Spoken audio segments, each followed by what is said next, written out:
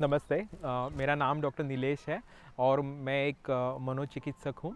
और आज हम लोग बात करने वाले हैं कि जो हमारे बहुत सारे मानसिक रोगी होते हैं और उनके परिवार को, जो उनके जो प्राइमरी केयर गिवर है, जो उनका ध्यान रखते हैं, उनको किस तरह से उनका ध्यान रखना चाहिए, किन किन बातों का ख्याल रखना चाहिए, कहाँ पे ज़्यादा मतलब ध्यान नहीं देने से भी चल सकता है।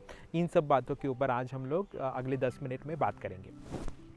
तो हाँ हाँ, जैसे कि पहले के वीडियो में हमने अब बताया था कि मानसिक रोग क्यों होते हैं, कारण क्या होता है और उसके लिए क्या इलाज करना चाहते हैं। तो जो हम लोग आज अभी बात करेंगे कि अगर आप डॉक्टर को दिखाए हुए हैं, जब आपके पेशेंट को आपको जब लक्षण दिखते हैं, जो अलग अलग लक्षण होते हैं मानसिक रोग के, तो वो जब आप देखते हैं और अब जब आप डॉक्टर के पास जाते हो, तो हाँ, बहुत बार ऐसे होता है कि सब चीज़ हम लोग एक ही बार में डॉक्टर से नहीं सीख सकते या सब चीज़ें हमें पता नहीं होती है। तो उन सब बारे में हम लोग बात करने वाले हैं। तो पहली बात होती है कि जब आप डॉक्टर के पास जाते हो, तब आपको उन्हें पूछना है कि ये बीमारी क्या हुई है, बीमारी का नाम क्या है। तो आपको अच्छे से बताएंगे। एक बार बीमारी का नाम आप जान ले, तो उसके बाद में उसके लिए आपको क्या क्या करना है वो आप जान सकते हो। लेकिन सबसे इम्पोर्टेंट, बहुत सारे मानसिक बीमारियों में कुछ कॉमन चीज़ें होती है जिनके बारे में आज हम लोग बात करने वाले हैं। तो फर्स्ट होती है मेडिसिन्स। तो हाँ, जो आपको डॉक्टर्स दवाई देंगे, तो वो दवाई आपको टाइम पे खानी है।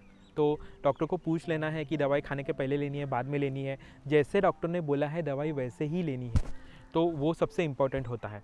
बहुत बार जब नई दवाई शुरू होती है, तो नई दवाई शुरू होने के बाद में पहले 1-2 दिन या 1 हफ्ते के लिए कुछ आपको साइड इफ़ेक्ट हो सकते हैं, कुछ तकलीफ़ हो सकती है। कभी कभी थोड़ा वीकनेस लग सकता है, कमज़ोरी लग सकती है, कभी कभी नींद ज़्यादा आ सकती है।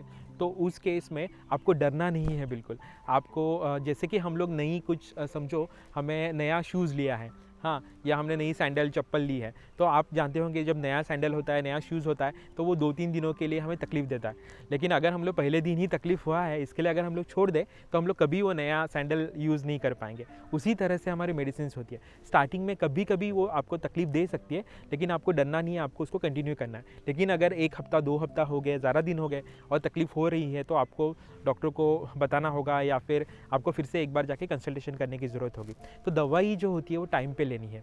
दूसरी है, खुद के मन से दवाई नहीं लेनी है, जैसे डॉक्टर ने बोला है वैसे लेनी है। तो मैंने बहुत बार देखता हूँ कि पेशेंट अपने हिसाब से, घर वाले कभी कोई आधा गोली ये देते हैं, कभी आधा गोली वो देते हैं, तो उस हिसाब से वो अपने हिसाब से वो दवाई देते हैं। तो वैसे नहीं करना है।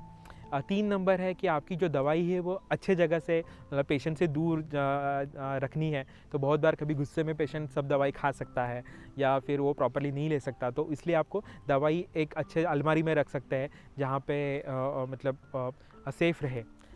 तो दवाई अच्छी जगह पे रखना ज़रूरी है। दूसरा है कि आपको मतलब जो घर वाले होंगे, उनको सामने बिठा के, पेशेंट को सामने बिठा के दवाई देना है। इनिशियली फेज़ में जब नए हैं तब तो देना ही है, क्योंकि कभी कभी ऐसा होता है कि हमने देखा कि पेशेंट अच्छे से दवाई नहीं खाते, कभी कभी फेंक देते हैं उनको, कभी कभी दवाई लेने को अच्छा नहीं लगता है। लेकिन पेशेंट के घर वालों को लगता रहता है कि दवाई चल रही है फिर भी पेशेंट ठीक नहीं हो रहा है। तो इसलिए हम लोग बोलते हैं कि जो घर वाले, उन्हें सामने बैठ के पेशेंट को दवाई देना है, देखते रहना है कि पेशेंट ठीक से दवाई ले रहा है कि नहीं, रोगी पे कैसे दवाई ले रहे हैं। उसके बाद में होता है कि हाँ, जब आपकी दवाई ख़त्म होने वाली है, उससे पहले ही आप 1-2 दिन पहले डॉक्टर से आप अपॉइंटमेंट लेके कंसल्टेशन कर कीजिए, तो फिर दवाइयों में गैप नहीं होगा। तो बहुत बार मैं देखता हूँ कि पेशेंट जब ठीक हो जाते हैं, रोगी जब 1-2 महीना दवाई लेके ठीक हो जाते हैं, तो उन्हें लगता है बीमारी पूरी ठीक हो गई और वो दवाई खुद ब खुद बंद कर लेते हैं। दवाई जैसे ही वो बंद करते हैं, कुछ दिनों बाद या कुछ हफ्तों बाद उनको वापस से वही बीमारी शुरू हो जाती है। तो इसलिए हमें ध्यान रखना है कि हम खुद दवाई कभी भी बंद नहीं करना है। जब तक आपको डॉक्टर बोलेंगे नहीं कि दवाई बंद करनी चाहिए, तब तक आपको दवाई बंद नहीं करनी है। तो ये जो मानसिक रोग होता है ना, बहुत बार वो ना, जैसे कि हम लोग बोलते हैं कि वेव की तरह होता है। जैसे समुंदर की लहरें होती है ना, ऊपर नीचे, उस तरह से होता है। तो कभी कभी उनका जोर बढ़ता है, कभी कभी बीमारी ज़्यादा होती है, कभी कभी पेशेंट ठीक रहता है, कभी कभी वो लो में चला जाता है। तो बहुत बार वो एक सीधी लाइन की तरह नहीं होती, वो ऊपर नीचे होती रहती है। तो कभी कभी आपको लगेगा कि पेशेंट ठीक हो गया, लेकिन आप दवाई बंद करोगे तो बीमारी और बढ़ सकती है। तो बिना डॉक्टर को पूछे दवाई नहीं बंद करनी है। बहुत बीमारियों में हमने देखा है कि दवाई जो है हमें कुछ ज़्यादा समय तक लेनी पड़ सकती है। तो इसलिए आपको घबराना नहीं है। बहुत लोग ऐसा गलत धारणा रखते हैं कि ये दवाई खाने से मुझे बहुत ज़्यादा साइड इफ़ेक्ट हो जाएंगे और साइड इफ़ेक्ट की वजह से ही मुझे कुछ हो जाएगा, इसलिए वो दवाई नहीं लेते। लेकिन हमने देखा है कि साइड इफ़ेक्ट होते हैं, मैं मानता हूँ कि साइड इफ़ेक्ट होते हैं, लेकिन इतने ज़्यादा नहीं होते कि आप दवाई